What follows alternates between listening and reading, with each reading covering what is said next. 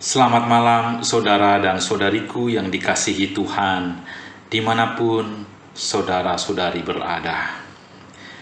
Benar, Tuhan itu penuh belas kasih dan panjang sabar, dan kesetiaannya tak pernah berkesudahan. Namun jangan pernah mencoba-coba menguji kesabaran Tuhan dan bersikap keras hati. Malam hari ini, Selasa 6 September 2022, kita akan kembali merenungkan sabda Tuhan melalui Nabi Yeremia. Marilah kita memohon hikmat dan pertolongan Tuhan dengan berdoa. Ya Tuhan, kiranya Roh-Mu yang kudus menerangi hati, jiwa, dan pikiran kami, agar kami memahami firman-Mu dan hidup seturut dengan kehendak-Mu. Amin. Pembacaan Alkitab, kesaksian Nabi Yeremia pada pasal ke-19 ayat 1 sampai ayat yang ke-5.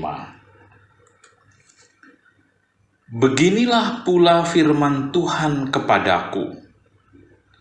Pergilah membeli buli-buli yang dibuat dari tanah, lalu ajaklah bersama-sama dengan engkau beberapa orang tua-tua bangsa itu dan beberapa imam yang tertua.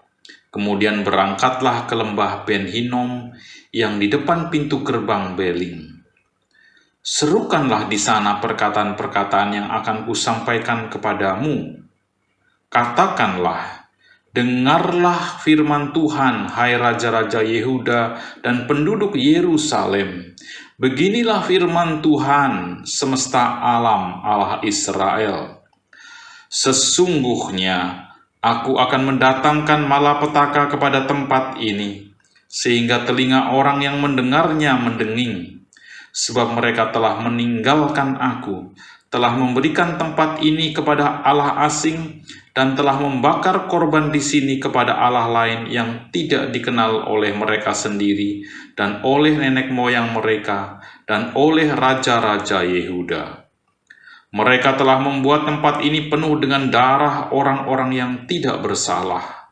Mereka telah mendirikan bukit-bukit pengorbanan bagi Baal untuk membakar anak-anak mereka sebagai korban bakaran kepada Baal. Suatu hal yang tidak pernah kuperintahkan atau kukatakan, dan yang tidak pernah timbul dalam hatiku. Demikian firman Tuhan kepada Nabi Yeremia. Saudara-saudariku yang dikasihi Tuhan, ketika membaca pesan Tuhan melalui Nabi Yeremia, rasanya bergidik membayangkan peringatan yang sangat keras dari Tuhan kepada Israel. Tetapi saya juga merasa ngeri membayangkan perilaku dan tindakan umat saat itu yang sudah kelewat batas. Umat Israel bukan saja telah berpaling dari Tuhan dan kemudian menyembah Baal atau dewa-dewa buatan tangan mereka, tetapi bahkan lebih jahat lagi, mereka mengorbankan anak-anak mereka untuk dipersembahkan kepada Baal. Menumpahkan darah atas nama dan demi Baal yang mereka sembah adalah tindakan biadab yang tidak bisa ditolerir oleh Tuhan. Bahkan Tuhan sendiri bersabda bahwa tindakan tersebut adalah suatu hal yang tidak pernah kuperintahkan atau kukatakan, dan yang tidak pernah timbul dalam hatiku. Tuhan tidak punya rancangan jahat, apalagi mengorbankan anak-anak dan menumpahkan darah mereka. Tuhan sudah cukup bersabar. Dalam pasal 18 kitab Nabi Yeremia, Tuhan mengambil perumpamaan dengan tanah liat di tangan periuk. Tukang periuk bisa membuat tanah liat menjadi apa saja. Jika tanah liat itu dibentuk menjadi sebuah bejana dan oleh suatu sebab bejana itu rusak, maka tukang periuk dapat mengerjakannya kembali dan membuatnya menjadi bejana lain yang dipandang baik. Melalui perumpamaan itu, pesannya adalah Jika kita manusia berbuat salah, sama seperti bejana yang rusak, sebenarnya Tuhan memberi kesempatan kepada kita untuk dibentuk lagi, menjadi bejana baru yang dipandang baik, diberi kesempatan untuk merubah hidup dan bertobat, menjadi bejana baru yang berguna dan indah dipandang.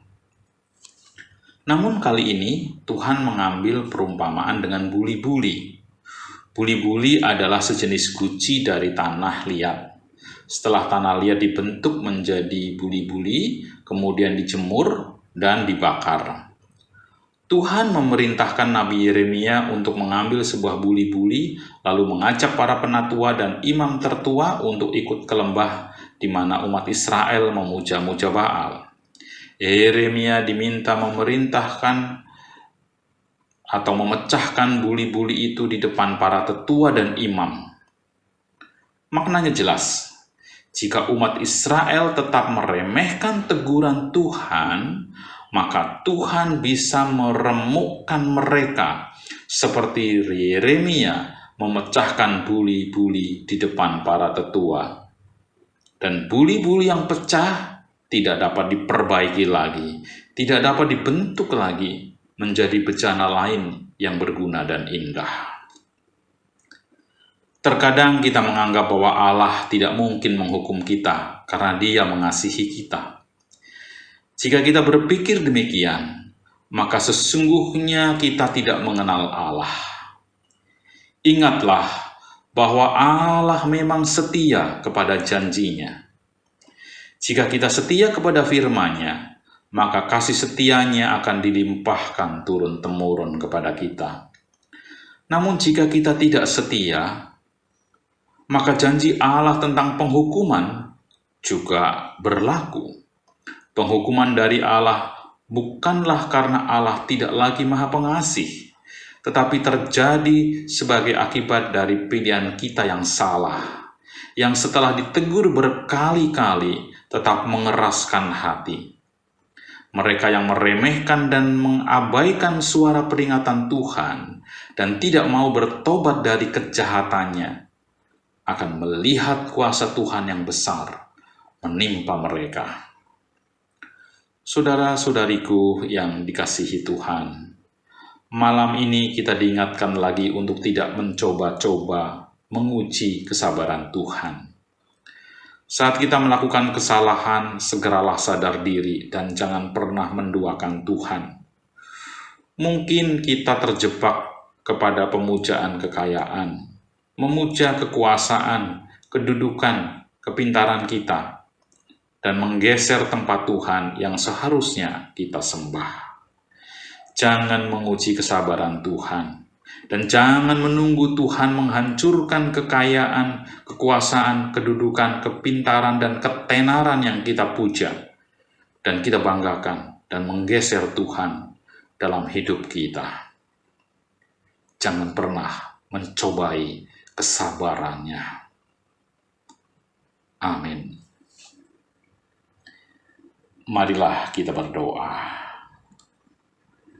Ya Tuhan, kiranya Engkau berkenan menolong kami agar kami setia hanya memuja-Mu.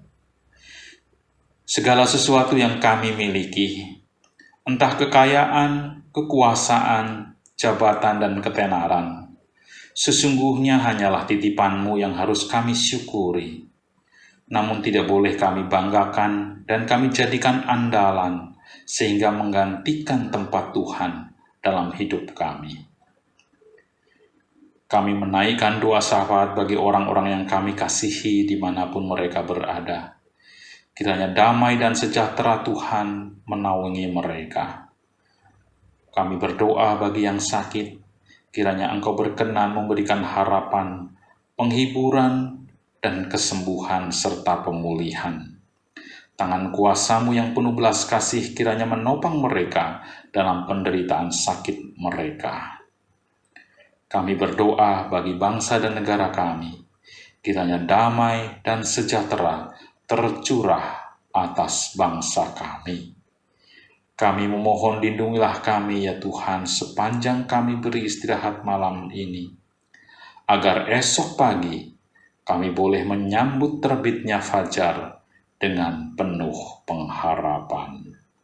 Dalam pengasihan-Mu kami memohon. Amin. Selamat malam, selamat beristirahat. Tuhan menyertai.